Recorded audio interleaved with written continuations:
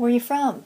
What you doing around these parts? Because I'm trying to get you around my parts, if you know what I mean. Hi everybody, welcome back to my channel. My name's Leanna if you're new, and welcome to episode 21 of Makeup and Mythology, a series on my channel where I do my makeup and also tell you an ancient myth. So for last week's episode, we covered the story of Prince Rama of the Ramayana, one of the two major Sanskrit epics of ancient India. It was a story of how good triumphs over evil, but even though the theme is pretty basic, the story was by no means basic at all. For this week, we are going over a tale from medieval Welsh literature, a story called Pwyll, Prince of Dyfed, about a prince named Pwyll of a certain place called Dyfed, and how he came to meet an ethereal being named Rhiannon, who is associated with horses. She is sometimes considered to be a goddess, but not always. This episode is for the horse girls out there. Fun fact, I almost joined the equestrian team in college until I found out it was $50 a week just to ride horses, and I was like, no, I'm good. So, without further ado, let's get started with the video. So, Prince Pwyll, this is what people start with when they tell this story. One day, he was hunting in the woods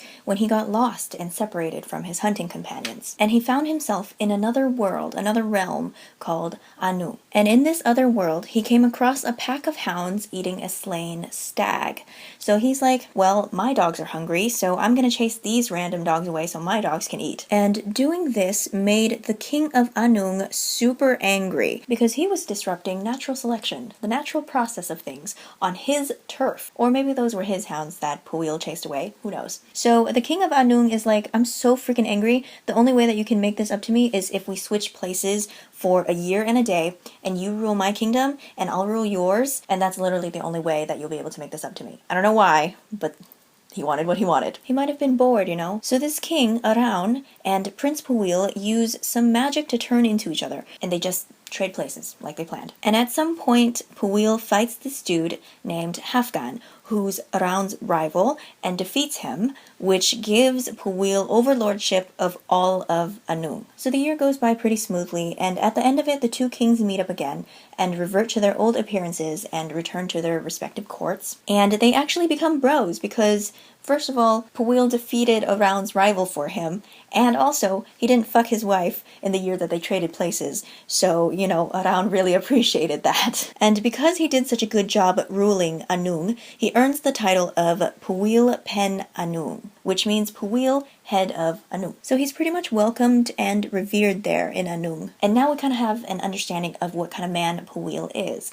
Honorable, brave, and a decent king. So sometime later, Pwyll hears about this magical mound in Annwn, this random pile of dirt out in the middle of the forest. And it is said that whoever sits on top of this mound will either sustain mysterious injuries or get to see some sort of magical marvel. And so, of course, the Pwyll that we know is pretty brave, right? So, of course, he's like, I don't give a shit if I get mysterious wounds. I'm gonna sit on top of this mound if it means that I have a chance at seeing some sort of a wondrous marvel. Is he brave or is he just dumb? Not entirely sure. So he and his men go out into the forest, and he's sitting on this pile of dirt, and suddenly he sees a beautiful woman dressed in golden silk, and she's riding a shining white horse. So, lucky him, he got the marvel. It's Pwyll's world, we just live in it. He's the main character. Imagine how cocky this guy must be, having everything work out for him. So he sends his best horsemen to go after this woman, because, well, he wants to fuck her, but she always remains far ahead of them by some magic. Her horse isn't running, it's just ambling, but they still can't catch up. After his men followed her for a couple days, but to no avail, Pwyll decided to get on his own horse and follow her himself. And he calls out to her, he's like, hey, wait, please stop.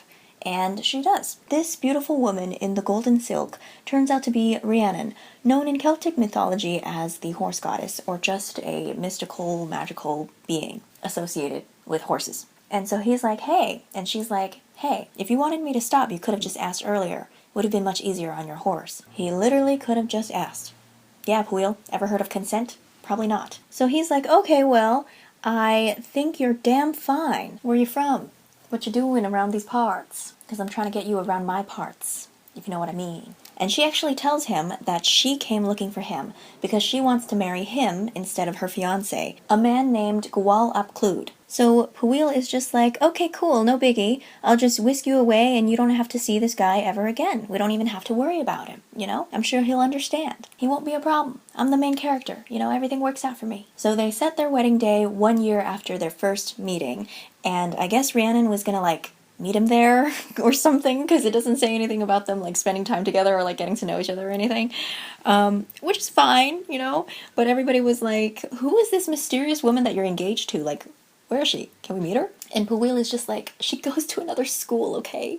You'll see her. You'll see her on our wedding day. Lucky for him, she shows up at the wedding, and on his wedding day, Pwyll is just in some sort of fantastic mood. I mean, it's his wedding day, and all that's probably going through his head is, I'm getting some puss tonight, so, you know, he's in a great mood. So, when a mysterious man just shows up at the wedding, unannounced, uninvited, and is just like, hi, you don't know me, but can you grant me one wish? Pwyll is just like, sure, why not? I'm in such a charitable mood. You can literally ask me for anything, my dude. The man then reveals himself as Gwal ap Clud, the fiancé, and he's like, well, I want my fiancé back, and I also want this feast. And Pwyll is just sitting there like, oh fuck. Well, I promised. Rhiannon is just like not having it. She's like, bruh, you're so fucking stupid. So she turns to Gwal ap Clud and tells him that the feast is hers and not Pwyl's to give away, and it's already been promised to all the guests, so he can't have this particular feast. And then she tells him that exactly 1 year later, another feast will be prepared for him. So basically she agrees to marry him, or at least that's what he is led to believe. Ooh. So he's satisfied and he leaves. You know, this reminds me of that one speech that Reese Witherspoon gave, talking about how much she hates the movie trope of the clueless woman. How in times of crisis, the female character always turns to the male character and is like, so what are we gonna do now? What now? You know, what do we do? She essentially said that that trope is not only so sexist, but so unrealistic, because in times of crisis, have you ever seen a woman not know what to do? Women are always like, on top of it, and like I think this is a perfect example of that. Stupid ass Pwyll literally just promised some random dude whatever he wanted. He literally could have been like, give me your dick, and Pwyll would have had to say yes. And Rhiannon's brain is already going at warp speed trying to figure out what the best thing to do is. Wow, literally, how is ancient Welsh mythology more progressive in its portrayal of women than Hollywood movies that have come out in the past few decades? Now that is just bad. And so Pwyll is just sitting there like, oh shit, what have I done, you know? Now she's gonna marry the dude. Pwyll is just like, I guess this is goodbye. And Rhiannon is like, no, you idiot. You see, I'm still not trying to marry him. He's ugly. So here's what we're gonna do. Here is an enchanted bag that will never fill up. We're gonna trick him into getting in here, and then we're gonna beat him. And Pwyll is just like, oh, okay. So an entire... I don't know that. Just so you know, I can help if you ever misplace your phone. Try asking me to call your phone. So an entire year later, at Rhiannon and Gwal ap Clud's wedding feast, Pwyll shows up in disguise as a beggar and pulls a little Uno reverse card. And it's just like, hey, can I ask for something? And Gwal ap Clud, who is only kind of smarter than Pwyll, was like, sure, but only if it's reasonable. Pwyll pulls out the enchanted bag and is like, can I have enough food to fill up this bag? And Gwal ap Clud, obviously not knowing that the bag was enchanted, was like, sure, simple enough. You know, you can have some food. But of course, no matter how much food they put in there, the bag would not fill up. So Rhiannon is just like, it can only be filled if a man of noble birth steps into the bag and presses down on the contents. And Gwal ap Clud is just like, okay, I guess that means me. So he gets into the bag, willingly, and Pwyll closes it, and Pwyll and his men are like, let's beat him. So they beat him up until he gave up on Rhiannon. So that's what they did to Gwal ap Clud. Poor guy. He just wanted his fiancée back. So Pwyll and Rhiannon get married and rule Dyfed together, and eventually they are pressured to supply an heir to the kingdom. So Rhiannon gives birth to a baby boy. On the night of his birth, the baby disappears under the care of 6 maids who all fell asleep during the night, and afraid of getting punished for losing the fucking crown prince, they decided to kill some puppies and smear the blood on Rhiannon's face as she was sleeping and scatter some bones nearby to convince her that she ate her own baby. You know, at first I was like, oh, poor maids, you know, they were probably so overworked that they fell asleep, but then they killed some puppies and then they tried to convince Rhiannon that she ate her own baby. They need some new maids. So Rhiannon wakes up, and of course they're all like, holy shit, you ate your baby. And she's like, holy shit, I ate my baby. So this story of how the queen ate her fucking baby spread like wildfire. And eventually the nobles pressured King Pwyll to divorce her immediately. But he was like, no, I love her. As he should, because she's hot and innocent. So instead of divorcing her, he devises a penance for her to go through. So for the next 7 years, she has to sit outside the palace gates and tell everybody what she did. Everybody who passes by, like, hey, I ate my baby. Hey, I ate my baby.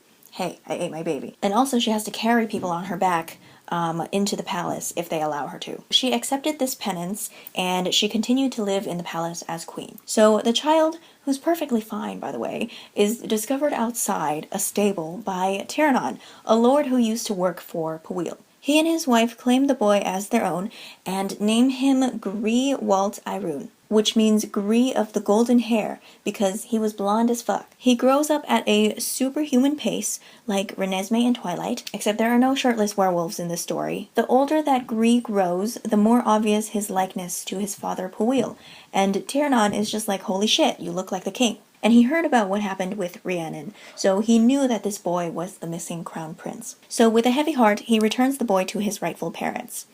That was really wholesome. We stand Annwn.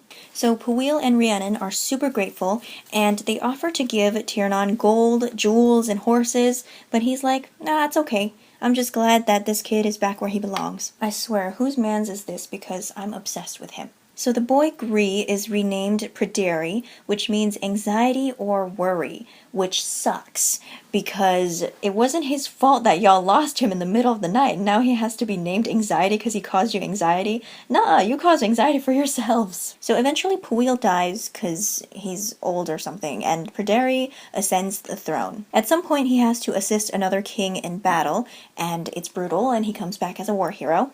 He makes a friend in war, Manawithan, and he's like, hey dude, you could come live with me in the palace and also marry my mom. You know, because she's widowed. And Manawithan is just like, sure dude, sounds good. Manawithan meets Rhiannon and he's like, wow, I've never met another woman as luminous or graceful as she is. And lucky for him, Rhiannon likes him back. So they get married and it's all nice and sweet, and this would be a great spot for a happily ever after, except we're not done yet. One day, as Rhiannon, Manawithan, Pryderi, and Praderi's wife are all sitting around eating, a great mist comes over them, and after the mist clears, they discovered that they're the only people left in Dyfed. All the people and domesticated animals have disappeared. So the group lives off the land for a few years. One day, Pryderi and Manawithan come across a pure white boar, and they chase it into the woods.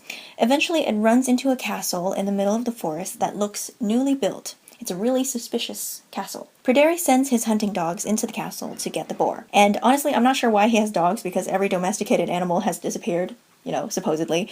But he had dogs. Maybe he caught some wild ones and trained them. Maybe they were still in the palace when the mist came over them. I don't know, something. He had dogs. But yeah, his dogs chase the boar into the palace and they don't come out. So Pryderi is just like, okay, I'm gonna go in. I'm gonna get my dogs. Manawithan is just like, dude, this is really sus. We should go. This castle probably has something to do with the disappearance of everybody. You know, we should go now. Just leave the dogs, it's fine. But Pryderi, just like his dad with his main character complex, thinking that he's invincible, is just like, no, it's fine. I'll go in, I'll get my dogs, you know, it'll be real quick. We can go home afterwards. It's fine.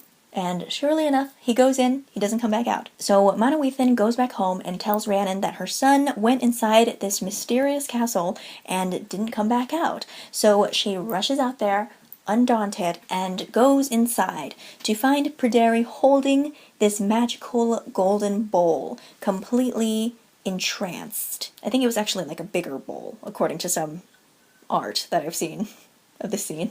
It was like not a handheld bowl, but like a really big bowl. She also touches this bowl, and in a crack of thunder, the entire castle disappears, taking Rhiannon and Pryderi with it. So Manawithan is now stuck with Praderi's wife, so the two of them leave Dyfed together and rejoin civilization in a different location, and they take up crafting for a living, but they're driven out by competition, so they return back to Dyfed. So Manawithan takes some wheat back to Dyfed and tries to plant it, but when he tries to harvest it, he realizes that it's already been harvest it. Very mysterious, very frustrating, very suspicious. So he tries again, and the same thing happens. He can't harvest it because it's already been harvested. So the third time, he hides and stands watch, and what he sees shocks him to his very core.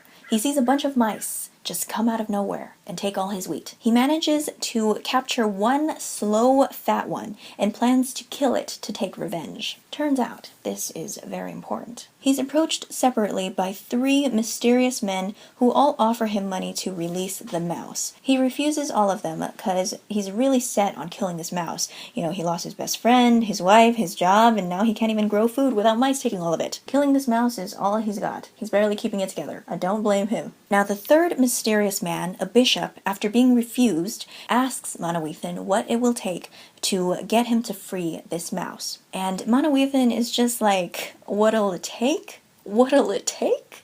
I want my best friend back, and I want my wife back, and I want Dyfed to return to the way it was. And the bishop is like, okay, doable. And Manawythin is just like, who is this mouse? And who are you? And the bishop goes, I'm a friend of Gwal's, Rhiannon's scorned fiancé. And this whole thing was just his revenge, you know, for what they did to him all those years ago. He was the one responsible for the spell that disappeared everybody in Dyfed and captured Rhiannon and Pryderi. The mice were all women from his court, just turned into mice. It just so happened that the fat, slow one that Manawythin had captured was Gwal's pregnant wife. I mean, if your wife's pregnant, why are you making her turn into a mouse and, like, go steal wheat? Like, give her a break. She's pregnant. So Manawythin, in exchange for sparing the mouse, forces the bishop to return everything back to the way it was and swear to never seek revenge on Dyfed ever again. Everybody was reunited, and everyone lived happily ever after. Manawythin literally saved everybody. He should be the main character.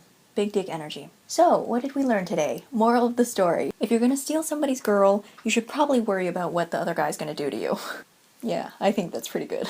So, that was fun. It was really interesting. That wasn't much of a myth as it was legend in ancient Welsh literature. I'm not entirely sure what exactly makes a myth different from a legend, different from folklore, but my intention with this series is to do all 3. There is definitely a finite amount of myths out there about gods and goddesses, so eventually I'm gonna keep doing more folklore and legends. It's still gonna be called Makeup and Mythology, even though I guess the implied title is Makeup and Mythology and Legends and Folklore. So yeah, I'm okay with that if you are. So let me know what you thought of this episode. I hope you enjoyed it. Thank you so much for watching, and I'll see you in the next one.